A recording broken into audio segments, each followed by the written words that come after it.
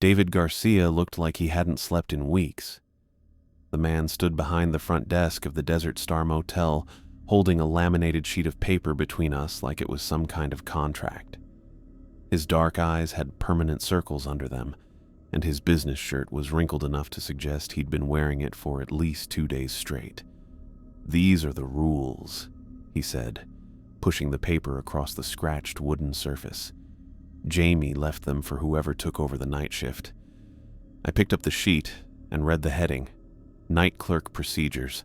Follow exactly." Below that, 6 numbered items were typed in clean, professional font. The rules themselves were weird. Rule 1 talked about room assignments after midnight. Rule 2 mentioned something about silent phone calls and reading from the Little Prince. Rule 3 involved escorting specific guests to the pool patio and making them coffee with exact specifications. "Is this some kind of hazing thing?" I asked, looking up at David. "Because if this is how you mess with the new guy, do I look like I'm joking?" David's voice came out flat and tired. He gestured around the lobby with one hand, taking in the faded carpet, the flickering fluorescent lights, and the general atmosphere of decay that seemed to hang over everything. "Michael, I'm going to tell you this once. Follow those rules exactly. Don't improvise. Don't think you know better. Don't skip steps because they seem stupid." The way he said my name made something cold settle in my stomach. David Garcia was a man who looked like he'd seen things he wished he could forget, and right now he was staring at me like I was walking into a disaster. "What happened to Jamie?" I asked. David's jaw tightened. "Jamie Rodriguez worked here for 2 years. 2 years, Michael. No one lasts that long on night shift. They figured out how to survive this place, and they wrote it all down for you." He tapped the laminated sheet with his finger. 3 weeks ago, Jamie didn't show up for work, didn't call in sick, didn't quit. Just gone. I read through the rules again, more carefully this time. Rule 4 mentioned placing certain guests in room 0 after 4 a.m. Rule 5 had something to do with temperature changes in specific rooms. Rule 6 prohibited wake-up calls during a 30-minute window in the early morning. "This doesn't make sense," I said. "Why would a motel need rules about reading books to phone callers? Why does it matter what time people get wake-up calls?" David walked around the desk and stopped next to me. Up close, I could see that his hands were shaking slightly, and there was a muscle in his cheek that kept twitching. "Because Jamie learned what works. They spent 2 years figuring out how to make it through the night without..." He paused, running a hand through his graying hair. "Look, I need someone to work nights. Everyone else quit after a few days. You're the only person who applied for the job after I explained the pay and the hours. The pay was good, really good. Too good for a night clerk position at a beat-up motel in Barstow, California. I'd been desperate enough for work that I hadn't questioned why they were offering nearly double what similar jobs paid, but now that desperation was starting to feel like stupidity." "Without what?" I pressed. "What were you going to say?" David looked at me for a long moment, then shook his head. "Just follow the rules, Michael. Jamie left a note with them, said they were essential for survival." He walked toward the back office, then stopped and turned around. "I'll be in by 7 to handle the morning shift. Don't call me unless someone's dying." The way he said dying made it sound like a real possibility. After David left, I stood alone in the lobby of the Desert Star Motel and tried to process what had just happened. The building was quiet in a way that felt wrong, like the silence was too thick and deliberate. I could hear the air conditioning running, but it seemed to be coming from directions that didn't make sense. The fluorescent lights overhead buzzed and blinked in an irregular pattern that made my eyes water if I looked at them too long. I walked around the front desk and sat in the chair Jamie had occupied for 2 years. The seat was worn smooth in places, and there were coffee stains on the desk surface that looked like they'd been there for months. A small stack of paperback books sat next to the computer monitor, all of them dog-eared and heavily used. The top book was The Little Prince. The rules mentioned reading from that specific book during silent phone calls. I flipped through the pages and found dozens of passages highlighted in yellow marker. Someone had been very methodical about marking certain sections, like they'd tested which parts worked for whatever purpose the rule was supposed to serve. I read through the rules one more time, trying to understand what I was really looking at. The language was precise and specific, like instructions for operating machinery. These weren't suggestions or guidelines. They were procedures written by someone who had learned exactly what needed to be done and when. My first night at the Desert Star Motel was 3 weeks ago, and I'd walked in thinking I was taking a simple desk job at an off-highway motel. Travelers needed places to sleep, I needed work, and David Garcia needed someone willing to work the graveyard shift. Simple transaction.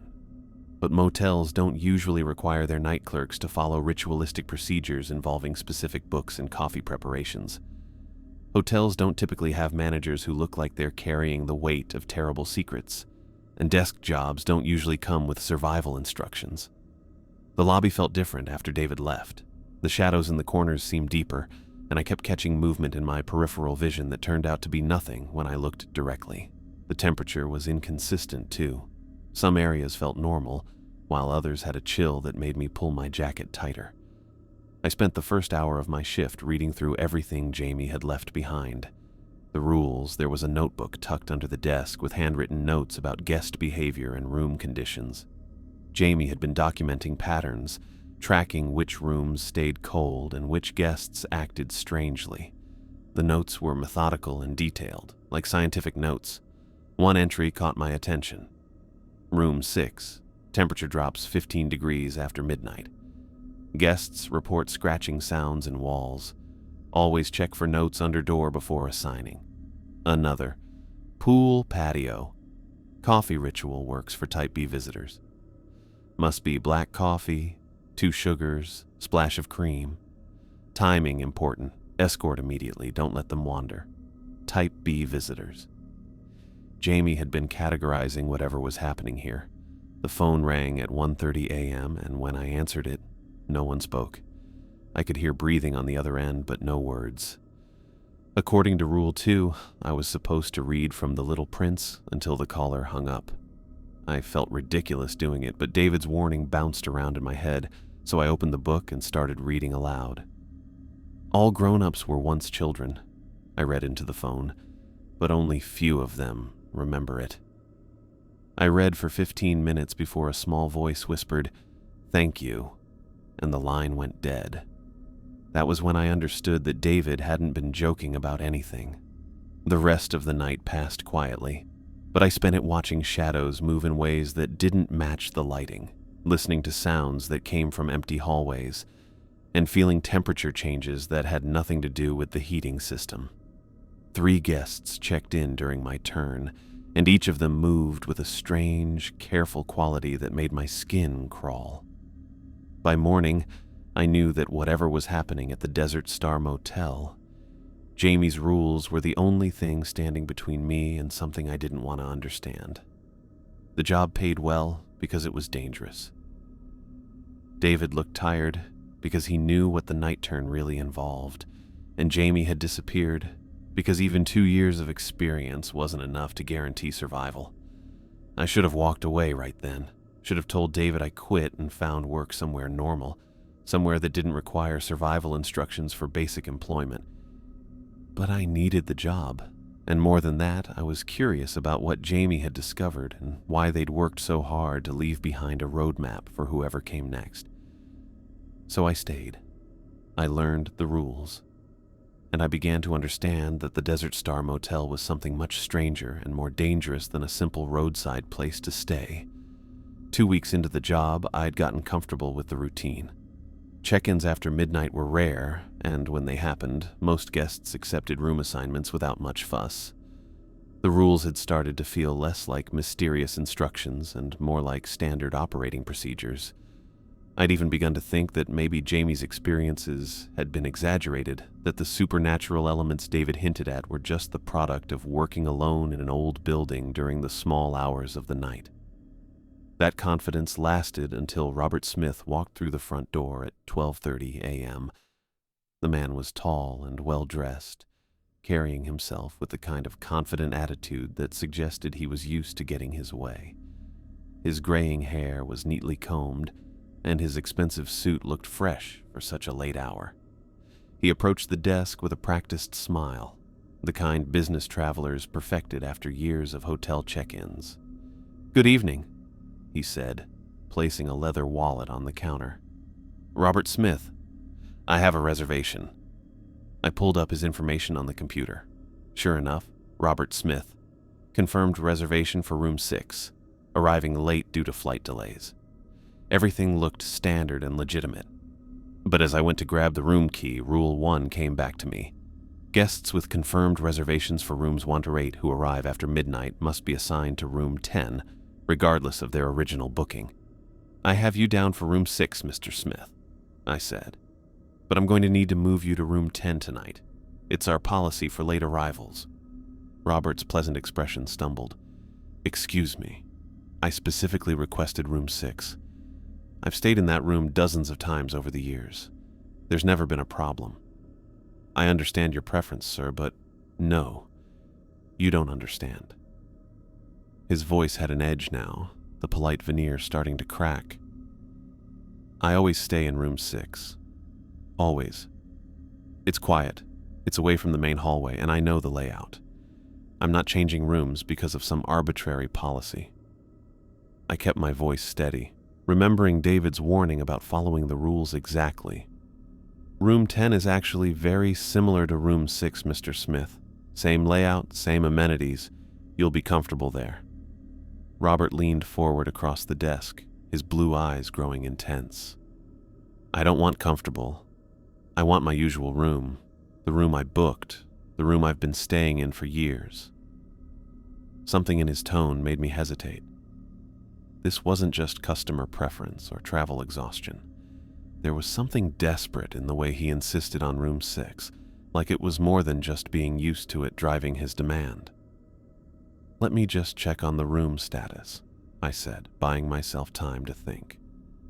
I walked down the hallway toward room 6, Robert following close behind me. The temperature seemed to drop with each step, and by the time I reached the door, I could see my breath forming small clouds in the air. I slipped the master key into the lock and turned it, pushing the door open just wide enough to peer inside. A folded piece of paper lay on the floor, just inside the doorway, like someone had slipped it under the door.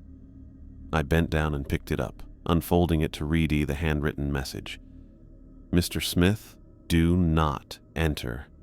They know you're here." The handwriting was neat and precise, the same style I'd seen in Jamie's notebook. But Jamie had been gone for 3 weeks. Who had left this note? As I stood in the doorway holding the paper, scratching sounds began repeating from inside the walls of room 6. Not the scurrying of mice or the settling of old wood, but deliberate scratching, like fingernails dragging against the inside of the drywall. The sounds moved from one wall to another in a pattern that seemed almost communicative. "What's the holdup?" Robert asked behind me. His voice sounded different now, strained and urgent. "Just give me the key." I turned around to find him standing much closer than he'd been a moment before, close enough that I could see a muscle twitching in his jaw. His earlier politeness had vanished entirely, replaced by something that looked almost predatory. "Mr. Smith, I really think room 10 would be better." He tried to push past me toward the open door of room 6, but stopped mid-step when the hallway lights began blinking. Not random electrical problems, but a clear pattern. 3 quick flashes. Pause. 2 long flashes. Pause. 3 quick again. The sequence repeated several times while we both stood frozen in the hallway. Robert's face went pale as he watched the lights. The aggressive energy that had been building in him seemed to drain away instantly, leaving him looking confused and lost. "Room 10, he said quietly, as if the idea had just occurred to him. "Yes, that sounds fine. Room 10 will work perfectly." I closed the door to room 6 and walked Robert back to the front desk. where I checked him into room 10 as Rule 1 required. He signed the registration form without complaint, took his key, and walked toward his assigned room with the calm, measured pace of a completely different person. "Thank you for your flexibility, Mr. Smith," I called after him. "Of course," he replied pleasantly. "I appreciate the excellent service." The change was so complete that if I hadn't seen it myself, I would have thought two different people had been standing in the hallway. The desperate insistence on room 6, the aggressive behavior, the strange intensity in his eyes, all of it had disappeared the moment the lights finished their pattern. I spent the rest of the night going through Jamie's notebook, looking for any mention of Robert Smith or similar incidents. I found several entries about guests who became upset when denied specific rooms, and a note about light patterns that seemed to calm certain types of supernatural influence. Jamie had written down everything carefully, creating a reference guide for situations exactly like the one I'd just gone through. At 6 a.m., Robert checked out with the same pleasant attitude he'd shown after the hallway incident. He said nice things about the comfort of room 10, mentioned that he'd slept better than he had in months, and said he'd definitely request that room again on future visits. "Room 6 was unavailable last night," I said, testing his memory of the previous evening. Robert looked puzzled. "Room 6? Why would I want room 6? I've always preferred room 10. Much quieter, better layout. I specifically requested it when I made the reservation." He had no memory of the confrontation, no memory of his insistence on the other room, and no awareness that his behavior had changed so dramatically. To him, everything had gone exactly as planned. After Robert left, I walked back to room 6 and opened the door again. The temperature had returned to normal, and the scratching sounds had stopped completely. The note was still in my pocket, but when I looked for it, the paper was blank. No trace of the warning message remained. I understood then that Jamie's rules weren't just guidelines for customer service or operational efficiency. They were protective barriers, carefully tested procedures that kept both guests and staff safe from influences that operated by their own logic. Robert Smith wasn't a difficult customer. He was someone who had been affected by whatever presence lived in room 6, and the rules had provided a way to break that influence without confrontation or harm. The job was exactly as dangerous as David had hinted at, but Jamie had figured out how to handle that danger through careful watching and systematic response.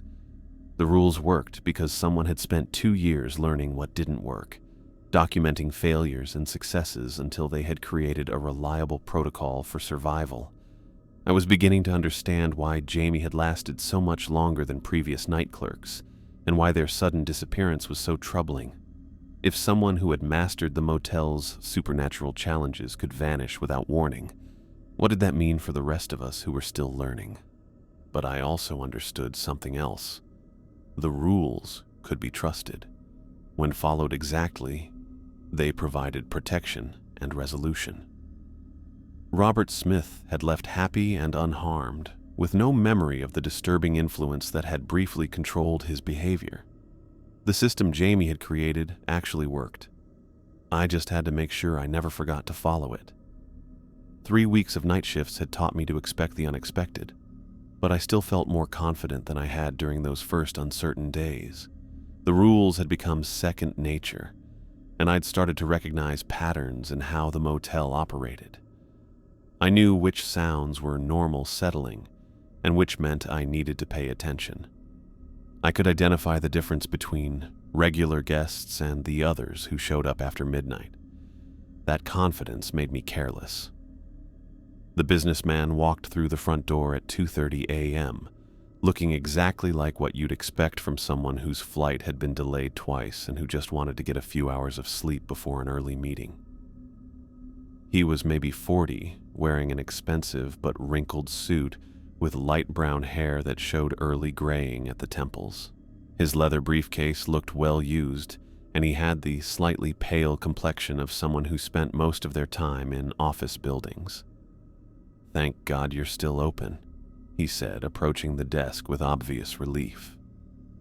"I know it's late, but I have a reservation. Peterson, first name Richard." I pulled up his information on the computer. Everything looked standard. Confirmed reservation, late arrival due to travel delays, scheduled checkout for tomorrow morning. Nothing that triggered any of Jamie's specific protocols. "No problem, Mr. Peterson," I said, processing his check-in. "Room 4 is ready for you. How was your flight?" "Nightmare. 2 delays, lost luggage, the whole mess." He rubbed his eyes behind wire-rimmed glasses. "Listen, I need a huge favor.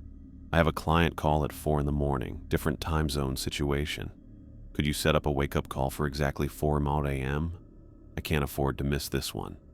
"Absolutely," I said, reaching for the phone to program the automated wake-up system. The request seemed reasonable enough.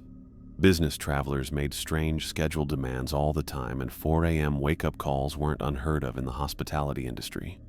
I was halfway through entering the wake-up call information when I heard the soft footsteps coming toward the front desk. I looked up to see a woman standing in the lobby, though I hadn't heard the front door open. She was pale, almost see-through in the fluorescent lighting, wearing a dress that looked like it belonged to a different time. The fabric looked faded and worn, as if it had been stored in an attic for decades. Her long hair moved slightly, even though there was no breeze in the lobby, and her face had a blurry quality that made my eyes water when I tried to look at her. "Excuse me," she said in a voice that sounded like it was coming from very far away. "I'm looking for Jamie. Is Jamie working tonight?" Richard Peterson was still standing at the desk, but he didn't seem to notice the woman at all.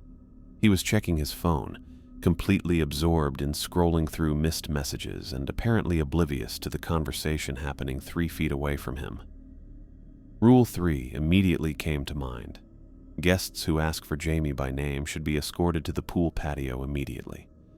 Prepare black coffee with 2 sugars and a splash of cream.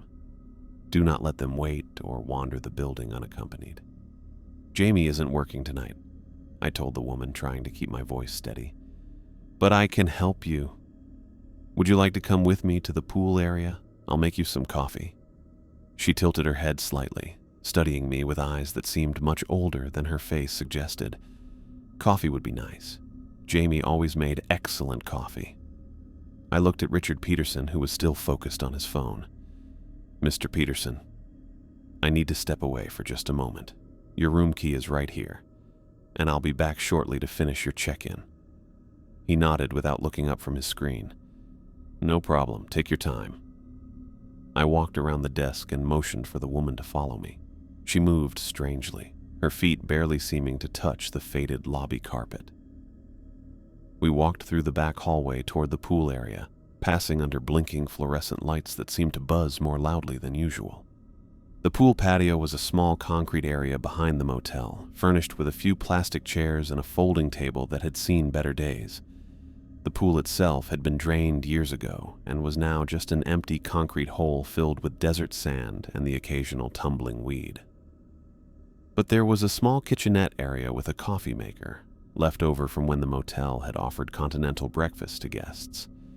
I started preparing the coffee according to Jamie's specific instructions, measuring 2 sugars and preparing to add a splash of cream. The woman sat in one of the plastic chairs, her dress falling around her in a way that suggested it was following its own logic rather than gravity. "What's your name?" I asked as the coffee began brewing. "Sarah," she said. "Sarah Wilson. I've been staying here for, well, it feels like a long time. Jamie always took such good care of me." As the coffee finished brewing, I poured it into a clean mug and added the sugars and cream exactly as the rule specified. The moment I handed the cup to Sarah, something changed. Her see-through appearance began to solidify, her features becoming more defined and normal. The ghostly quality that had made her seem like a projection started to fade, replaced by the appearance of an ordinary woman in vintage clothing.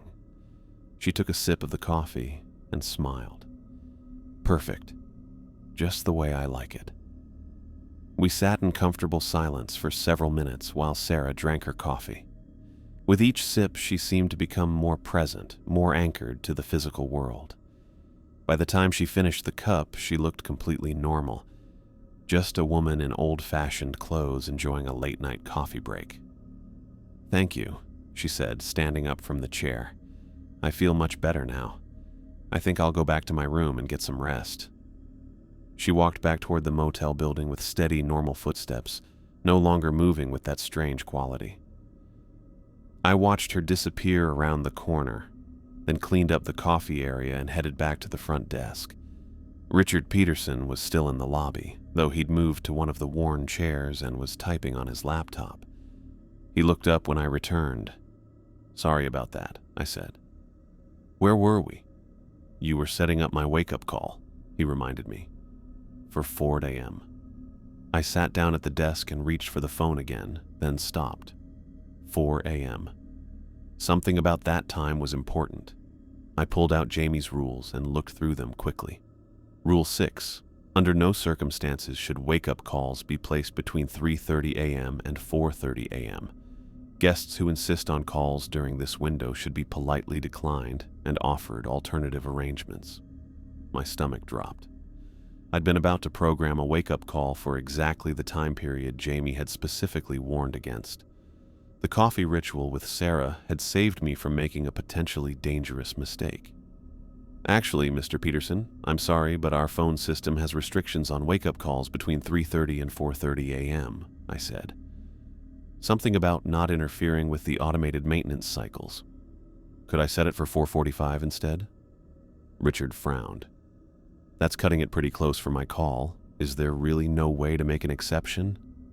"I'm afraid not. The system won't accept calls during that window, but I could set multiple alarms for 4:35 and 4:45, just to make sure you're up in time." He thought about this for a moment, then nodded. "I guess that'll have to work. Better than oversleeping entirely." I programmed the wake-up calls for 4:35 and 4:45 a.m., then finished his check-in process. Richard gathered his belongings and headed toward room 4, looking tired but satisfied with the arrangements. The rest of the early morning hours passed quietly. I spent the time reviewing Jamie's notebook, looking for any additional information about wake-up call restrictions or Sarah Wilson specifically. I found several entries about coffee rituals for what Jamie called Type B visitors, and a note about how the specific preparation seemed to help them maintain stable physical presence.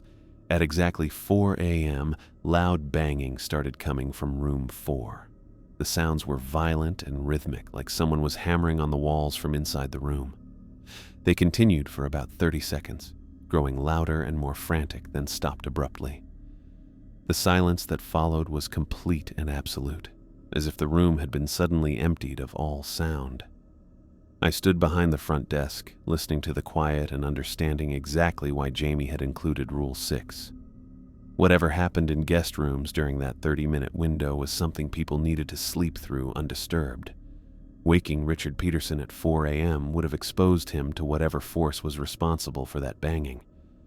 The wake-up calls I'd programmed for 4:35 and 4:45 went through without incident.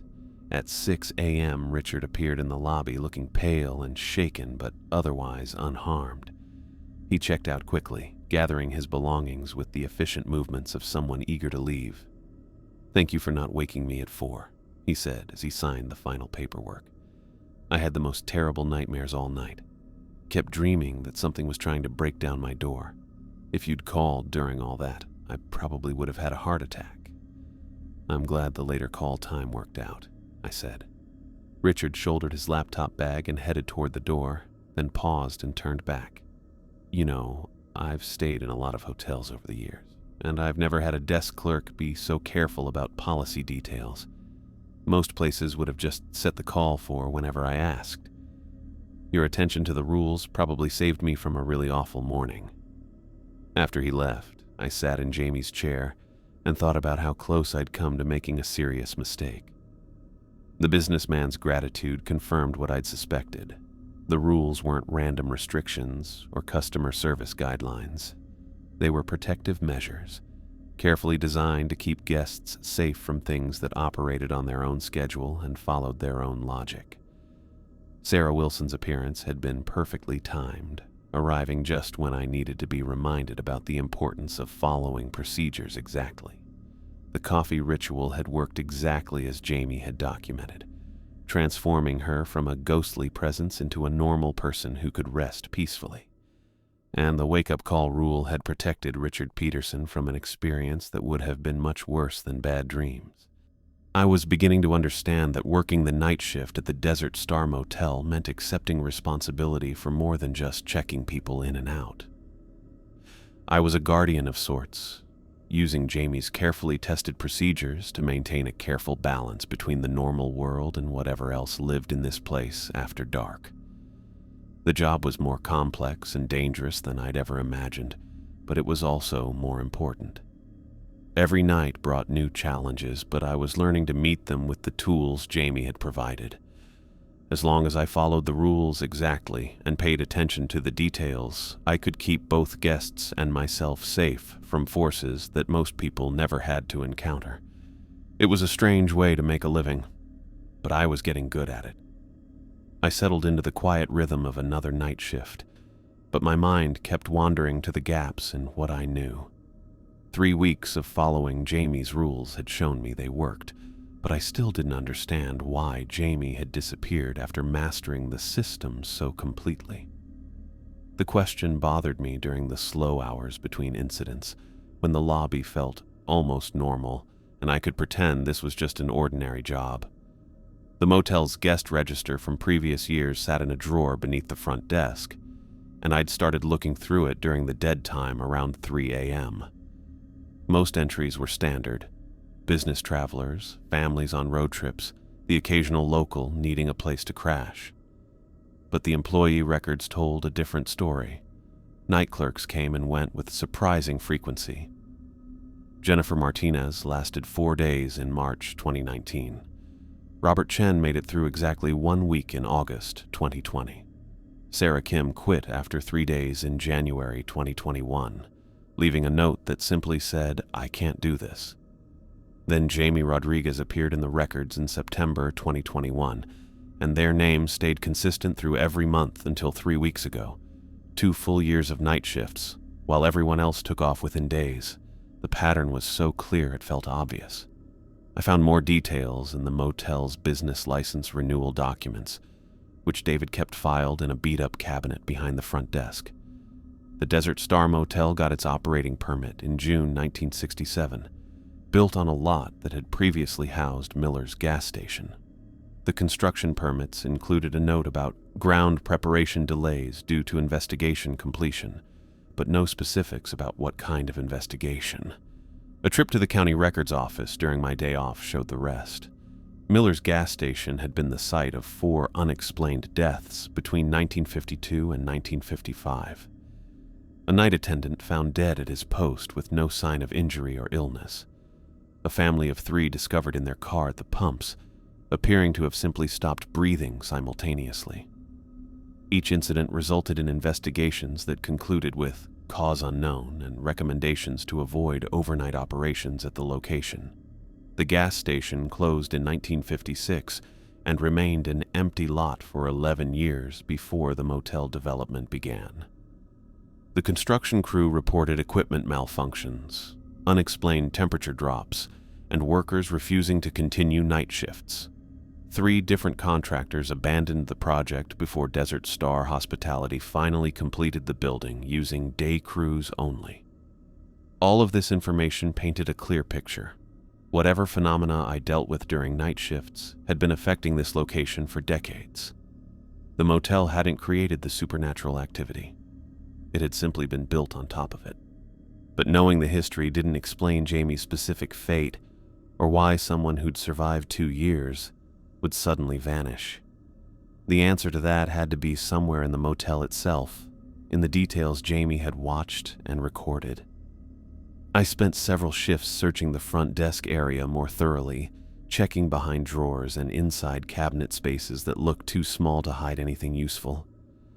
The breakthrough came when I noticed the desk's bottom drawer didn't close quite flush with the frame. Running my fingers along the back edge, I found a manila envelope taped to the rear panel. Inside was a personal notebook, smaller than the official logbook Jamie had left for procedures. This one was filled with handwritten notes in Jamie's neat script, documenting patterns I'd never noticed and connections I hadn't made. Temperature drops in room 6 correlate with barometric pressure changes, read one entry. Entity activity increases during storm systems, decreases during clear weather. Possible atmospheric trigger. Another section tracked guest behavior. Type A responders, like Robert Smith, show stress when denied access to specific rooms. Being close to rooms seems to make the effect stronger. Type B responders, like Sarah Wilson, seek human contact and become stable when needs are met through set ritual. Jamie had been doing research, treating the supernatural activity like a scientific phenomenon that could be understood and predicted. The rules weren't just survival mechanisms. They were the practical application of careful watching and testing. The notebook contained detailed floor plans of the motel with notes about each room's particular characteristics. Room 6 was marked Primary Manifestations Site, temperature changes, wall sounds, visitor influence strongest.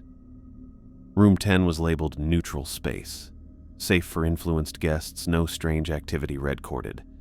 But it was the final section that made my hands shake as I read it. Jamie had been studying Room 0.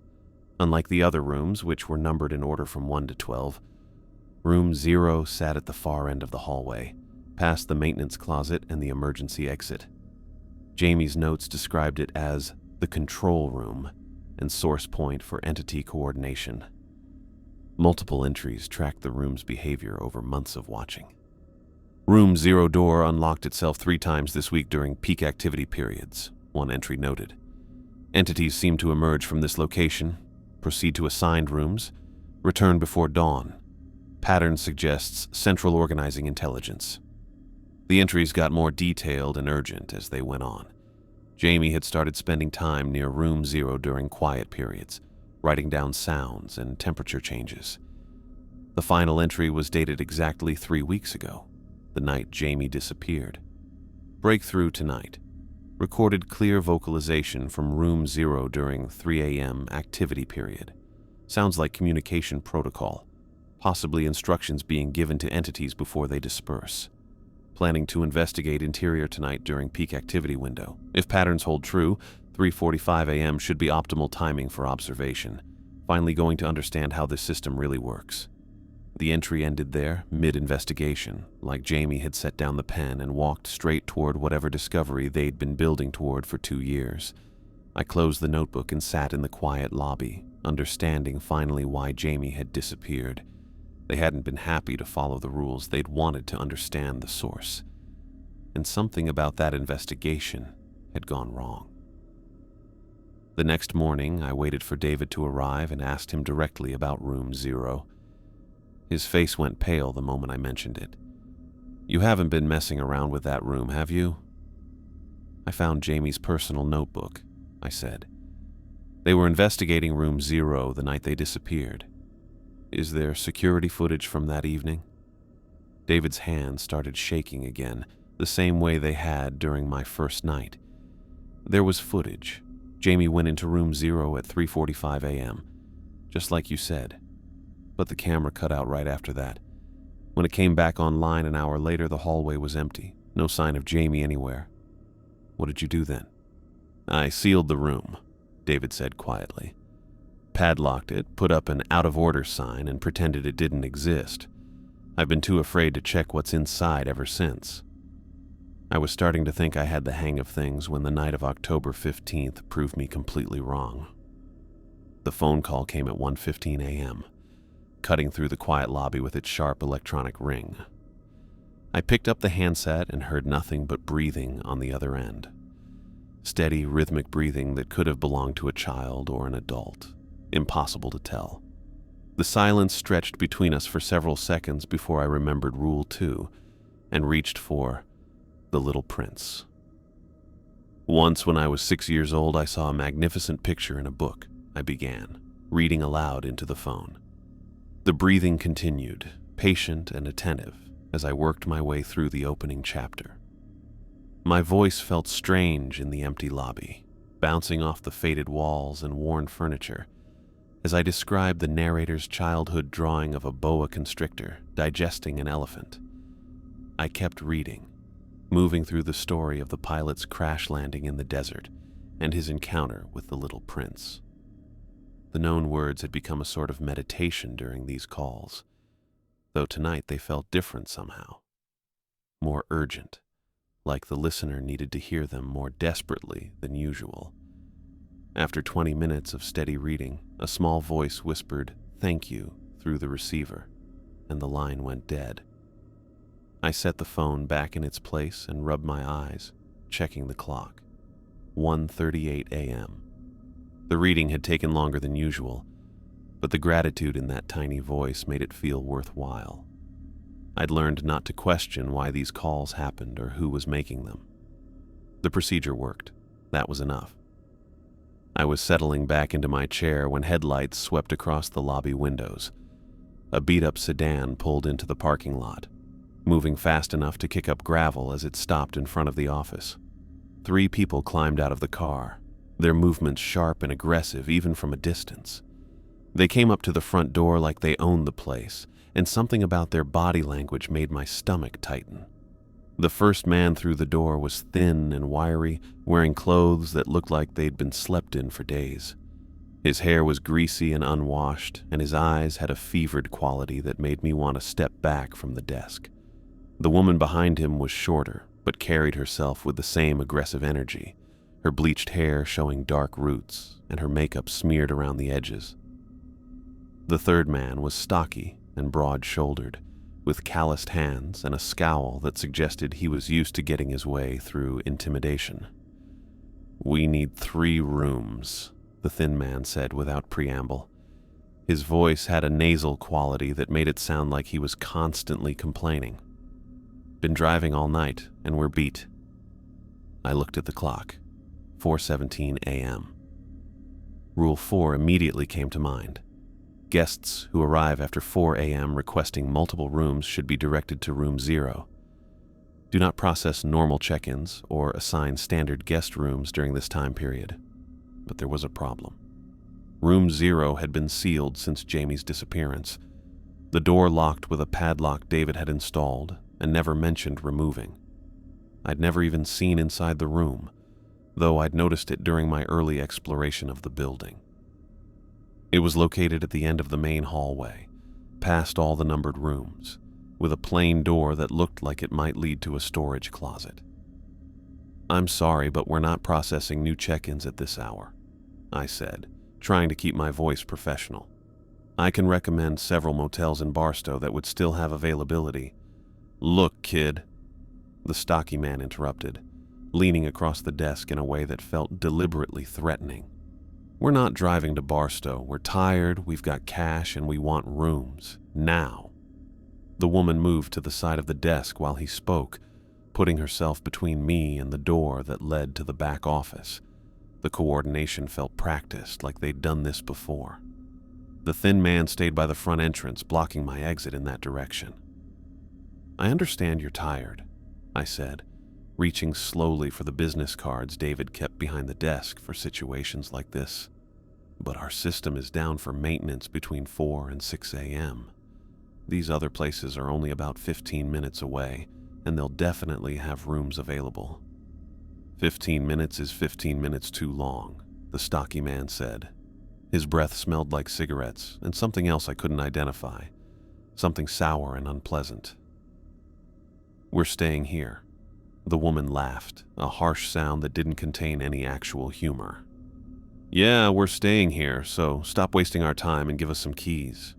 The temperature in the lobby had started to drop, which I'd learned was never a good sign. These weren't normal travelers looking for a place to sleep. Something else was driving their pushiness, the same kind of supernatural influence I'd seen with Robert Smith, but more aggressive, more desperate. "I really can't," I started to say, but the thin man cut me off. "Can't or won't." He moved closer to the desk, and I noticed his pupils were dilated in a way that suggested either drugs or something worse. "Because it sounds like you just don't want to help us." The 3 of them started moving toward the desk from different sides, getting more organized and threatening. The stocky man reached into his jacket pocket, and I was starting to seriously worry about my safety when the front door opened again. James Miller stepped into the lobby, tall and broad-shouldered in his security guard uniform. He took in the scene right away.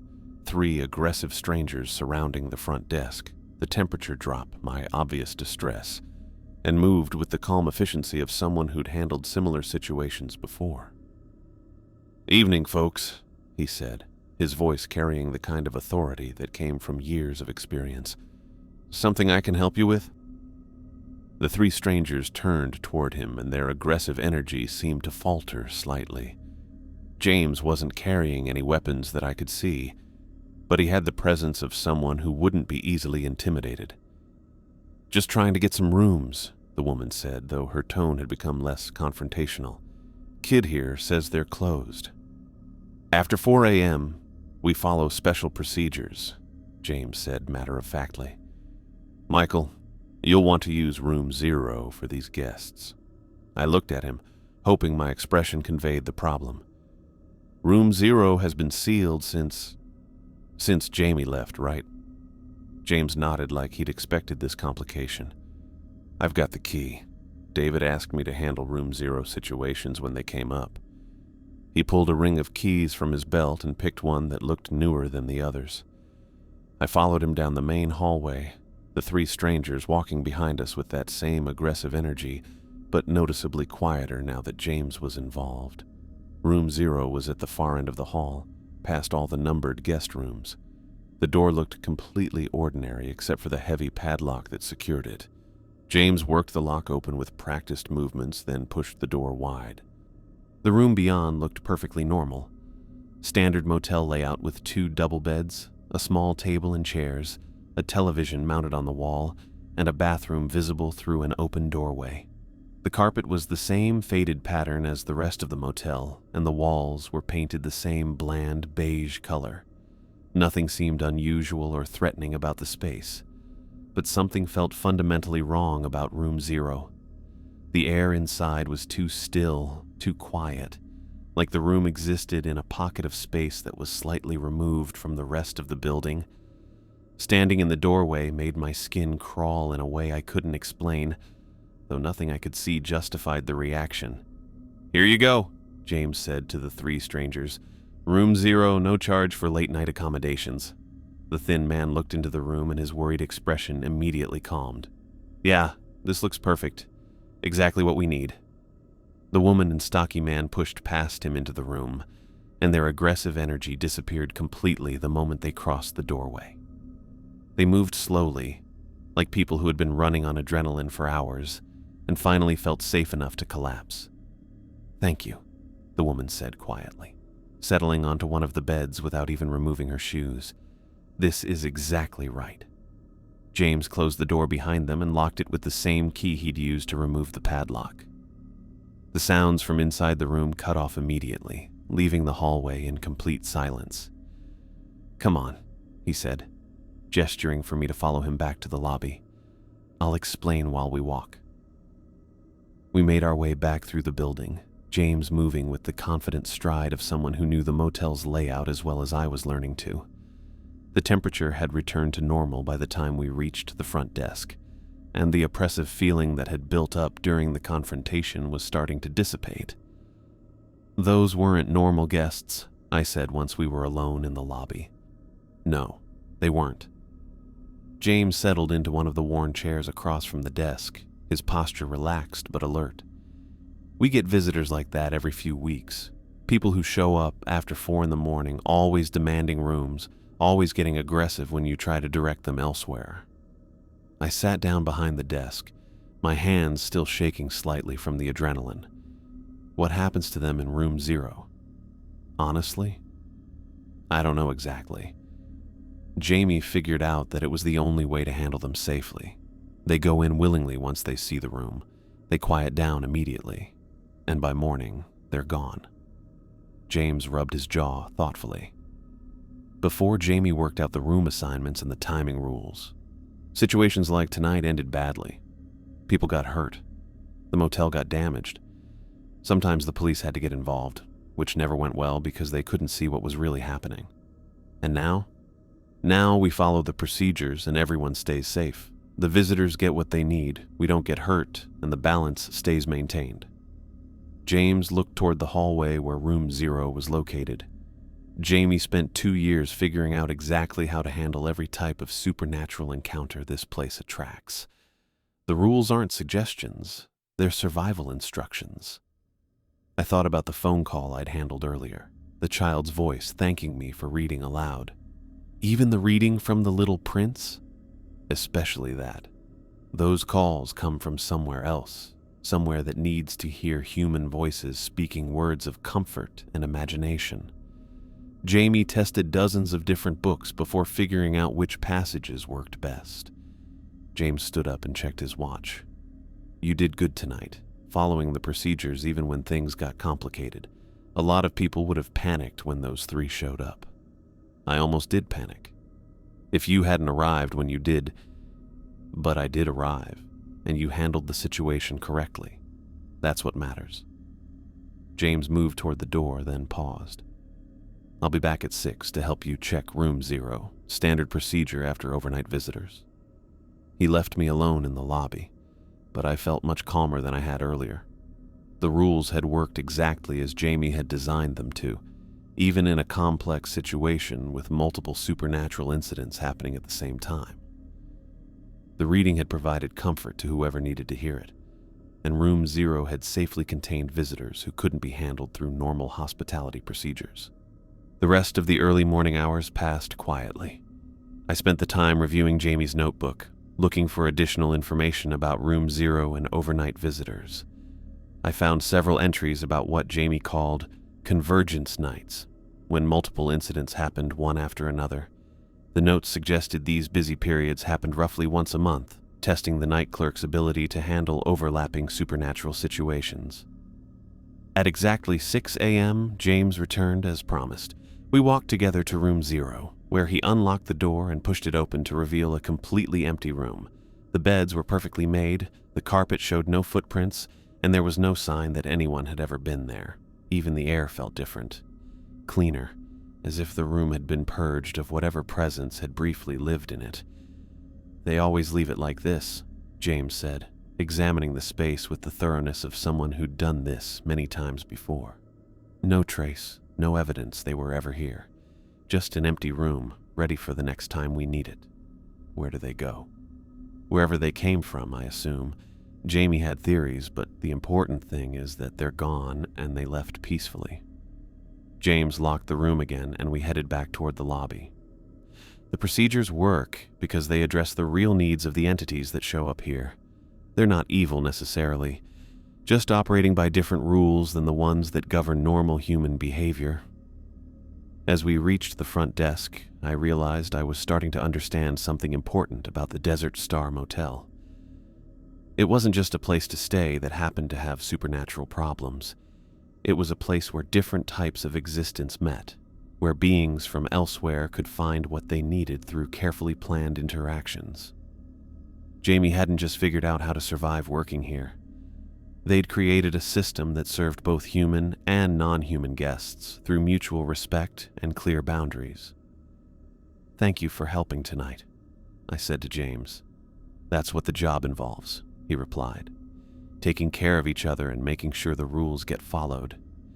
Jamie understood that, and now you're learning it too. After James left, I sat in the lobby thinking about everything that had happened. The night had tested my understanding of the rules under pressure, forcing me to handle multiple incidents while maintaining the delicate balance that kept everyone safe. I'd made it through with help, but I'd also proven to myself that I could follow the procedures even when things got complicated and threatening. The job was more challenging than I'd ever thought, but it was also more meaningful. Every night brought opportunities to provide comfort to those who needed it, safety to those who sought it, and protection to those who might not even realize they were in danger. Jamie's rules weren't just about survival. They were about maintaining a system that served beings from multiple realities through carefully structured hospitality. I was beginning to feel like more than just a night clerk. I was becoming a guardian of the boundaries between worlds, using procedures and protocols to ensure that everyone who needed sanctuary could find it safely. It was strange work, but it was important work, and I was getting better at it with each passing night. I spent the morning after the Room Zero incident sitting in my apartment, looking at Jamie's notebook spread across my kitchen table. The pages were filled with their careful handwriting, documenting months of observations and discoveries that had kept me alive for the past month. But now I wanted to add my own entries, my own understanding of how the system worked, and what I'd learned through trial and experience. Opening to a blank page near the back, I started writing my first official contribution to Jamie's research. I documented the convergence night, how multiple incidents had tested the rules at the same time, proving how well they worked even under pressure. The phone call requiring extended red reading, the 3 aggressive visitors who needed Room Zero, the way James had appeared exactly when backup was necessary. Each element had worked as Jamie predicted, creating a night that could have been dangerous, but instead became manageable through careful procedure following. I wrote about Robert Smith's transformation when denied Room 6, how the supernatural influence had gone away completely once the light pattern finished. I added details about Sarah Wilson's coffee ritual, noting how her appearance had become more solid with each sip and how she'd become fully present by the time she finished drinking. These weren't just random events, they were predictable interactions that could be handled safely when approached correctly. The most important entry concerned Room Zero, and what I'd seen about the visitors who required it. They weren't human in any conventional sense, but they weren't evil either. They operated by different rules, needed different accommodations, and responded to different forms of hospitality. The aggressive behavior they showed before being properly housed seemed to come from frustration or desperation rather than inherent hostility. By noon, I'd filled 6 pages with observations and insights. The notebook felt different when I closed it, now containing additional knowledge that future night clerks would need to survive the job. But that raised an important question about whether there would be future night clerks, and whether I wanted to stay long enough to train them. The answer came to me gradually as I reviewed everything I'd written. This wasn't just a job anymore, it was a responsibility. Jamie had spent 2 years building a system that protected everyone who encountered the motel's supernatural elements. They'd created a framework for peaceful coexistence between different types of beings, establishing protocols that served both human and non-human needs through structured interaction. When Jamie disappeared, that system had been at risk of dying with them. David clearly couldn't handle the night shift himself, and the rapid turnover of previous clerks proved that most people couldn't adapt to the work. If I quit now, the rules might be lost, the procedures forgotten, and future incidents could end badly for everyone involved. I called David's cell phone and asked if we could meet to discuss my employment status.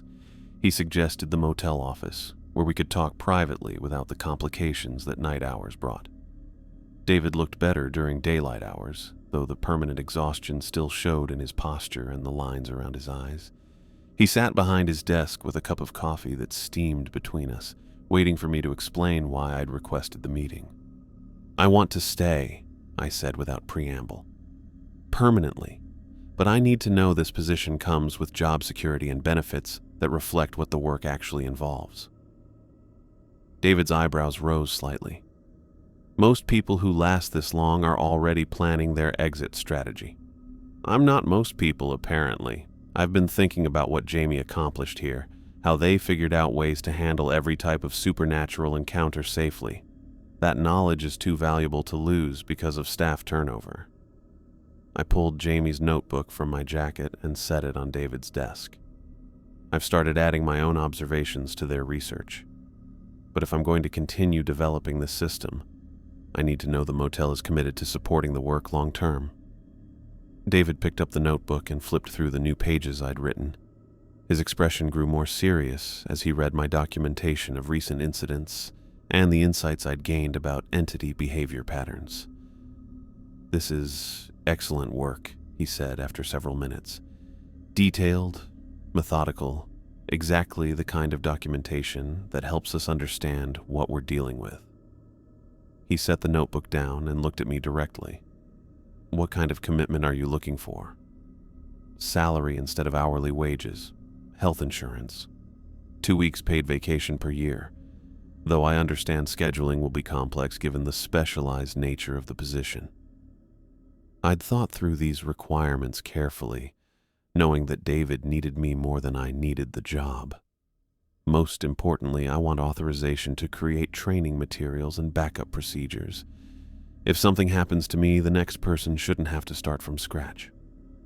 David was quiet for a long moment, considering the proposal. You're talking about treating this like a career rather than temporary employment. That's exactly what I'm talking about. This work matters, David. What happens here affects the safety of everyone who encounters these phenomena. Jamie proved that supernatural incidents can be managed through proper procedures and mutual respect.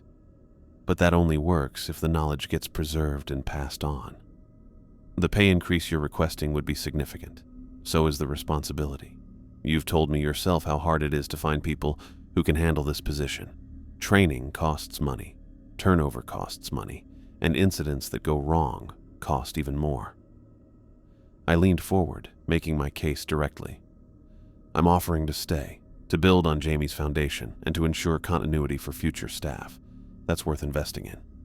David opened his desk drawer and pulled out a folder containing what looked like employment contracts and benefit documentation. I've been hoping someone would make this conversation necessary. The Desert Star has been losing money on night shift turnover for years. Having a stable, knowledgeable employee in this position would solve multiple problems at the same time. He spread the paperwork across his desk, showing me salary figures that were much higher than what I'd been earning hourly. The health insurance package was comprehensive, and the vacation time was actually more generous than I'd requested. There's one additional benefit I'm prepared to offer, David said, pulling out another document. Partial ownership stake in the motel, 5% initially with the possibility of increased percentage based on tenure and performance. This place needs someone who understands its unique requirements, and I'd rather have a partner than just an employee. The ownership offer surprised me completely. I'd been prepared to negotiate for basic benefits, not partial control of the business itself. Why would you offer that? Because I'm tired, Michael. I've been managing this place for 8 years, dealing with supernatural incidents I don't understand, and staff turnover I can't control. Jamie was the first person who figured out how to make the night shift sustainable, but they were still just an employee. I need someone who has a stake in the motel's long-term success. David's honesty was refreshing after weeks of careful conversations that danced around the supernatural elements. He was offering me not just job security, but actual investment in the motel's future. I accept, I said. All of it. The salary, the benefits, and the ownership stake. We spent the next hour working through contract details and discussing my ideas for keeping Jamie's system going. David was excited about creating backup copies of the rules and setting up training procedures for future staff. He'd been worried about the knowledge being lost if something happened to me, just as it had nearly been lost when Jamie disappeared. My first project would be creating a comprehensive training manual that expanded on Jamie's rules with detailed explanations of why each procedure worked and what happened when they were followed correctly. I wanted future night clerks to understand not just what to do, but why the actions were necessary and how they fit into the larger framework of managing supernatural hospitality. "Where will you hide the backup copies?" David asked as we discussed preservation strategies. "Multiple locations throughout the building.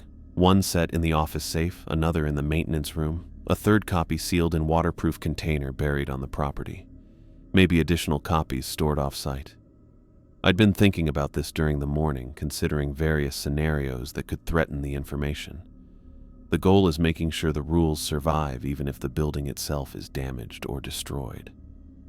"You're thinking like someone who plans to be here for years." "That's because I do plan to be here for years. This work is important, David.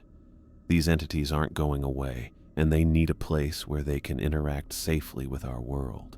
The Desert Star serves that function, but only if we maintain the systems that make peaceful coexistence possible. After signing the contracts and completing the paperwork, I spent the rest of the afternoon creating my first set of backup rules. I hand-copied Jamie's original procedures onto new paper, then added my own notes explaining the reasoning behind each step. The phone reading wasn't just about providing comfort. It was about establishing communication with entities that needed human contact, but couldn't sustain physical presence in our reality. Room assignments weren't random. They were based on careful watching of which spaces attracted specific types of supernatural activity. I sealed one complete set in a metal box that I buried near the maintenance shed behind the motel. Another went into David's office safe. The third copy I wrapped in plastic and hid inside the ceiling tiles above the front desk, where any future night clerk would eventually find it if they searched thoroughly enough. The work gave me a sense of completion that I hadn't expected. Jamie's system would survive, and future employees would have the knowledge they needed to handle the supernatural responsibilities safely. More importantly, the entities that visited the motel would continue to receive appropriate accommodation through procedures based on mutual respect rather than fear. That evening, I arrived for my shift with a different mindset than I'd had for the previous month. I wasn't just surviving the job anymore. I was actively maintaining a system that served an important purpose. The phone calls, the unusual guests, the temperature drops, and strange sounds weren't problems to endure, but interactions to manage through careful application of tested procedures. The lobby felt known now, comfortable even. I knew where Jamie kept extra supplies, which chair provided the best view of both the front desk and the hallway entrance, how to adjust the coffee maker for optimal results. Most importantly, I understood my role in the larger framework that kept this place functioning safely. James stopped by around midnight, as had become his routine during busy periods.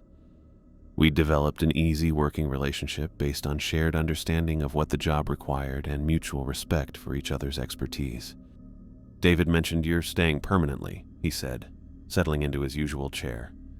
"Seemed like the right decision. This place needs consistency, and I've gotten good at following the procedures." I gestured toward Jamie's notebook, now expanded with my own contributions. Plus, there's still more to learn about how all this works. Jamie would be glad to know their research is continuing. They put a lot of work into figuring out how to handle every situation safely. James looked toward the hallway where room 0 was located.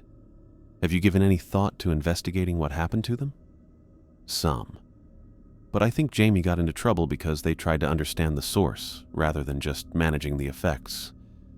The rules work because they address practical needs, providing comfort, ensuring safety, maintaining boundaries.